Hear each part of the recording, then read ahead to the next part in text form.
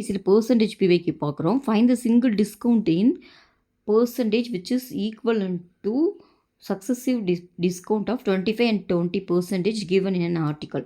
ஒரு பொருளின் மீது வழங்கப்படும் இரு தொடர் தள்ளுபடிகள் முறையே 25% மற்றும் 20% இதற்கு நிகரான ஒரே சமான தள்ளுபடி என்னன்னு கேட்டிருக்காங்க.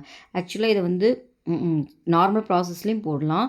சக்ஸஸிவ் இரு தொடர் தள்ளுபடிகள்னால் நம்ம இந்த ஷார்ட்கட் ஃபார்ம்லாம் யூஸ் பண்ணலாம். ஓகேங்களா?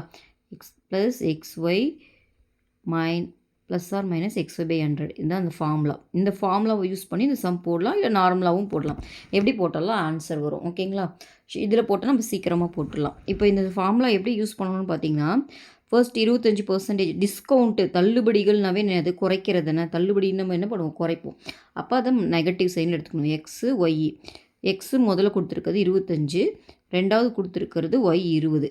ரெண்டுமே தள்ளுபடிகள்னால ரெண்டுமே மைனஸ் தான். ஓகேங்களா? இப்போ ஃபார்முலாவில் அப்ளை பண்ணலாமா? அப்போ எக்ஸ் இருக்கிற இடத்துல -25, ஒய் இருக்கிற இடத்துல -20 plus x -25 y -20 divide by 100. ஓகேவா? இது ஆட் பண்ணிங்கன்னா -45 வரும். கரெக்டாக? இங்கே இது கேன்சல் பண்ணிங்கன்னா 5 டைமு, இது பண்ணிங்கன்னா 5 டைம். ஓகேங்களா? Plus minus into minus plus ஆயிரும். +5ன்னு ஆகுது.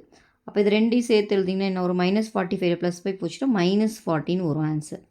இதில் இந்த மைனஸ்ன்றது என்ன குறிக்குதுன்னா தள்ளுபடி தான் குறிக்குது. ஓகேங்களா?